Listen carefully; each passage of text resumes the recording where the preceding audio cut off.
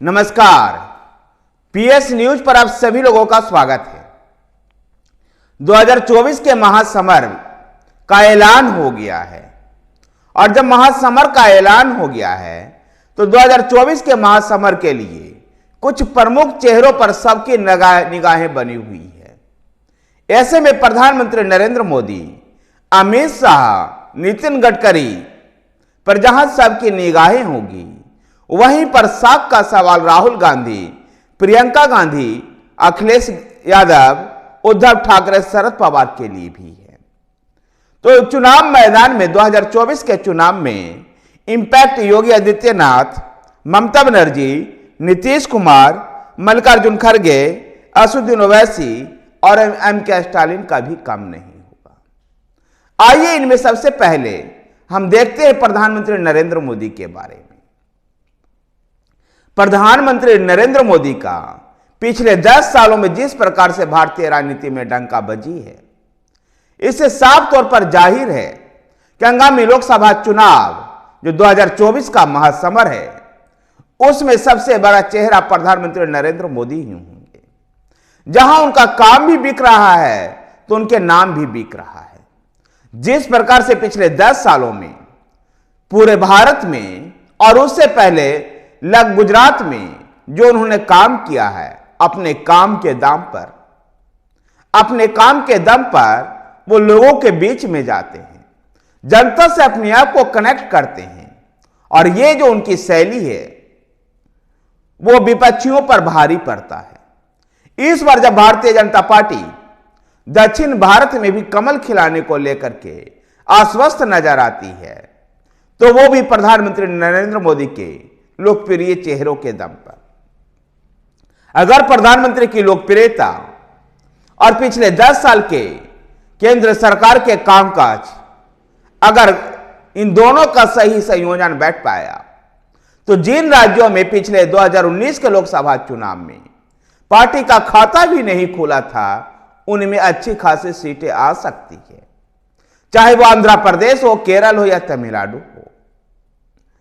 ये देखा गया कि 2014 में प्रधानमंत्री बनने के बाद भारतीय जनता पार्टी का विस्तार उन क्षेत्रों में हुआ है जहां भारतीय जनता पार्टी का संगठन मजबूत नहीं था। मसलन उड़ीसा, पश्चिम बंगाल, असम, उत्तर पूर्व के राज्यों में भारतीय जनता पार्टी का व्यापक विस्तार हुआ है। अब दक्षिण की बारी है, जहां कर्नाटक के दुर्ग से आगे निकल करके तेलंगाना, आंध्र प्रदेश, तमिलनाडु और केरल में भी कमल खिलने की उम्मीद है। ऐसे में नरेंद्र मोदी बड़े चेहरे के रूप में इसमें काम आ सकते हैं। तो अमित शाह जो वादा किया वो निभाया। आज भारतीय राजनीति में उनको चाणक्य के नाम से जाना जाता है और चाणक्य की यह पदवी उनको ऐसे ही नहीं मिल गई। सटीक रणनीति और संगठन पर पकड़, लगातार मेहनत करने के दम पर पिछले 10 साल में भारतीय जनता पार्टी को चुनाव जीतने की मशीन के रूप में बदल दिए हैं अमित शाह। और जब गृह मंत्री बने वो 2019 में, तो जो पार्टी का कोर मुद्दा था, उन सभी मुद्दे का सॉल्व भी हुआ। चाहे वह अनुच्छेद 370 की बात हो, ट्रिपल तलाक का बात हो या अयोध्या के राम मंदिर, या तो अयोध्या का राम मंदिर कोर्ट के आदेश पहले आ चुके थे, लेकिन नरेंद्र मोदी के दूसरे कार्यकाल में ही अयोध्या में राम मंदिर बनना शुरू हुआ और अब प्राण प्रतिष्ठा भी हो चुकी है। अमित शाह के सफल रणनीति के दम पर ही भारतीय जनता पार्टी ने उन राज्यों में भी विस्तार किया जिन राज्यों में पार्टी का संगठन नहीं था।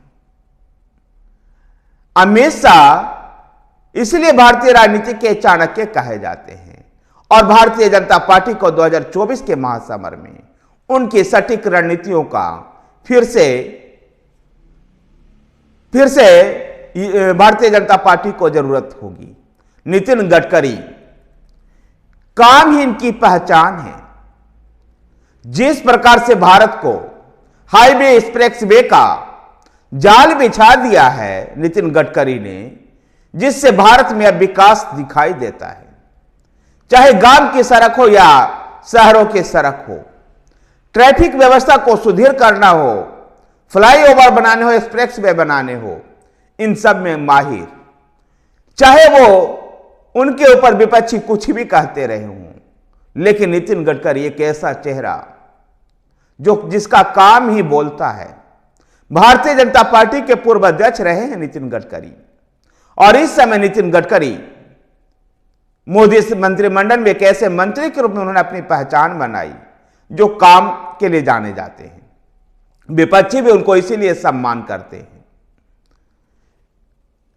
साख का सवाल राहुल गांधी के साथ जुड़ा हुआ है। जिस प्रकार से कांग्रेस लगातार रास्ता ताल में जा रही है, अपने ऐतिहासिक रूप से न्यूनतम प्रदर्शन की ओर कांग्रेस बढ़ रही है, ऐसे में राहुल गांधी को कांग्रेस पार्टी को बचाना है, ये साख का सवाल है।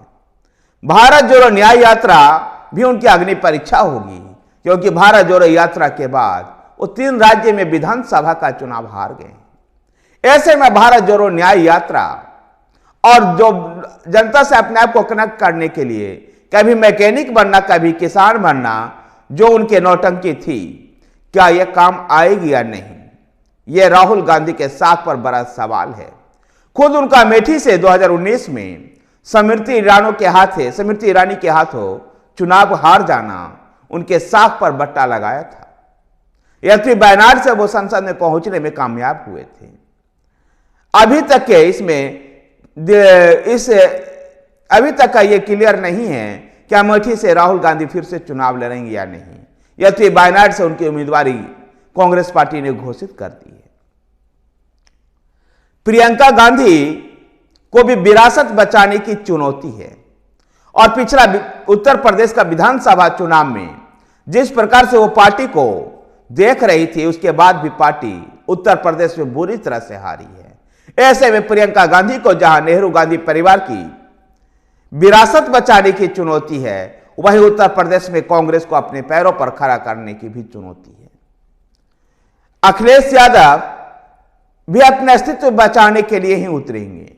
जिस प्रकार से 2014 और 2019 में महज 5 सीटों पर सिमट चुकी है समाजवादी पार्टी को 2022 के विधानसभा चुनाव में मिले वोट प्रतिशत से जहां टॉनिक मिल रही है, और पिछला 2014 और 2019 के प्रदर्शन में सुधार करने की चुनौती है।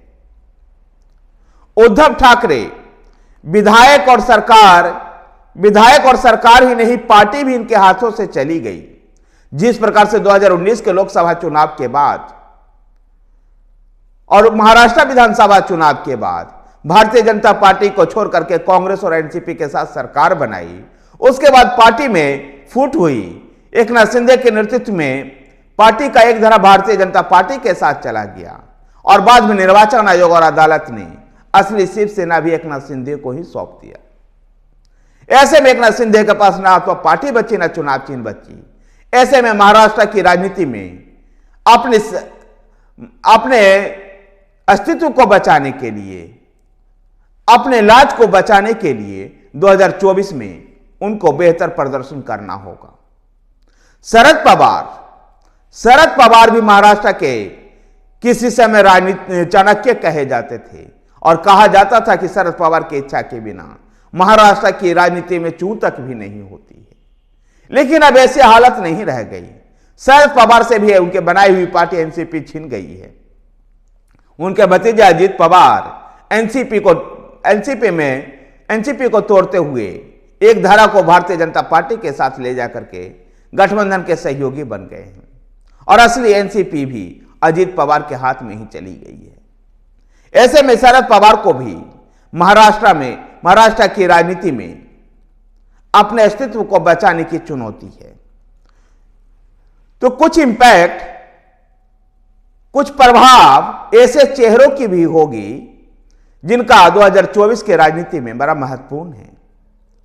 योगी आदित्यनाथ, उत्तर प्रदेश के मुख्यमंत्री योगी आदित्यनाथ, भारतीय जनता पार्टी के तीसरे सबसे लोकप्रिय नेता, प्रधानमंत्री नरेंद्र मोदी, गृह मंत्री अमित शाह के बाद तीसरे सबसे अधिक लोकप्रिय नेता योगी आदित्यनाथ, जिनकी डिमांड पूरे हिंदुस्तान में चुनाव प्रचार के दौरान होती है। भारतीय जनता पार्टी के स्टार प्रचारकों की सूची में, स्टार प्रचारकों में जगह बनाने वाले योगी आदित्यनाथ जब उत्तर प्रदेश के मुख्यमंत्री बनाया गया था, जब लोगों की उम्मीद नहीं थी कि ये योगी इतना अधिक लोकप्रिय हो जाएगा, जहां उत्तर प्रदेश में अपने काम के दम पर विकास की योजनाओं के जरिए और विशेषकर कानून व्यवस्था को सुदृढ़ करने के लिए बुलडोजर नीति को चला करके काफी चर्चा में आए, पूरे प्रशासन को नियंत्रण में रखा। कोरोना काल के दौरान जिस प्रकार से योगी आदित्यनाथ की सरकार ने काम किया, इसकी प्रशंसा विदेशों में भी हुई। ऑस्ट्रेलिया ने इसको लेकर के खुल करके प्रशंसा की थी। उत्तर प्रदेश की साख न केवल देश में बल्कि विदेशों में भी अच्छी बनी। उत्तर प्रदेश के 80 लोकसभा सीट के साथ ही भारतीय जनता पार्टी के तेज तर्रार और फायर ब्रांड नेताओं में से गिने जाने वाले योगी आदित्यनाथ को पूरे हिंदुस्तान में भाजपा के लिए लहर बनानी होगी। ममता बनर्जी बिखरे विपक्ष को समेटने के लिए INDIA का गठन किया, लेकिन स्वयं INDIA से नाता तोड़ते हुए बंगाल के 42 की 42 लोकसभा सीट पर चुनाव लड़ रही है तृणमूल कांग्रेस पार्टी, ममता बनर्जी की पार्टी। ऐसे में भारतीय जनता पार्टी के बढ़ते हुए विजय रथ को रोकने के लिए पश्चिम बंगाल में उनको अपने प्रदर्शन को सुधारना होगा। इन दिनों ममता बनर्जी की पार्टी और ममता बनर्जी की सरकार पर गंभीर भ्रष्टाचार के आरोप लगे हैं और संदेश खाली का ऐसा मुद्दा है जो ममता के सिंहासन को डोला रहा है। ऐसे में ममता बनर्जी का इंपैक्ट भी पश्चिम बंगाल में कम नहीं है और पश्चिम बंगाल की जीत सुनिश्चित कर वो राष्ट्रीय राजनीति में हनक बरकरार रख सकती है। नीतीश कुमार 2019 में भाजपा के साथ जिस तरह का 40 में से 39 सीटों का प्रदर्शन NDA के लिए हुआ था, उस प्रदर्शन को बरकरार बनाए रखने की चुनौती नीतीश कुमार के सामने है। यद्यपि इस बीच में 17 महीने के समय में वो महागठबंधन में भी चले गए थे और विपक्षी एकता की बातें करने लगे थे, लेकिन फिर से एक बार वो भारतीय जनता पार्टी के साथ लौट आए हैं। ऐसे में नीतीश कुमार को भी इस महासमर में नजरअंदाज नहीं किया जा सकता है। इनके अलावा असदुद्दीन ओवैसी, जिस प्रकार से असदुद्दीन ओवैसी को भारतीय जनता पार्टी के बी टीम का आरोप लगता है और जब वो तेलंगाना से बाहर निकल करके अन्य राज्यों में चुनावी मैदान में उतरते हैं, वहां भारतीय जनता पार्टी की जीत सुनिश्चित हो जाती है। इसका बड़ा कारण है कि मुस्लिम वोटों पर वो दावा करते हैं और ऐसे में मुस्लिम वोट बिखरता है, भारतीय जनता पार्टी की जीत होती है। असदुद्दीन ओवैसी पर जो भारतीय जनता पार्टी का बी टीम का आरोप लगता है, क्या 2024 में भी ऐसे ही बरकरार रहेगा या भारतीय जनता पार्टी को नुकसान पहुंचा पाएंगे असदुद्दीन ओवैसी? जिस प्रकार से असदुद्दीन ओवैसी की पार्टी का प्लान है कि देश भर के मुस्लिम बहुल सीटों पर चुनाव लड़ने का, ऐसे में देखना होगा कि असली फायदा किसको पहुंचा पाते हैं ओवैसी के अलावा मल्लिकार्जुन खड़गे को भी इंपैक्ट इस चुनाव में होगा। कांग्रेस के राष्ट्रीय अध्यक्ष हैं, यद्यपि कांग्रेस नेहरू गांधी परिवार से बाहर नहीं निकल पाती है।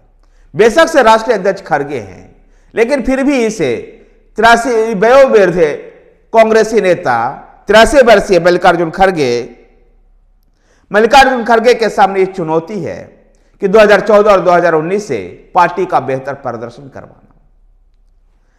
MK स्टालिन दक्षिण के इस अभेद भारतीय जनता पार्टी के लिए जो अभेद दुर्ग है, इसको बनाए रखना भारतीय जनता पार्टी के लिए दक्षिण में प्रवेश ना हो पाए, दक्षिण के राजनीति से भाजपा को दूर रखने में MK स्टालिन कारगर साबित हो सकते हैं और यह MK स्टालिन के लिए भी 2024 का महासमर एक परीक्षा का दौर है। देखना दिलचस्प है कि कैसे MK स्टालिन भाजपा को दक्षिण के राज्य तमिलनाडु में वो रोक पाते हैं।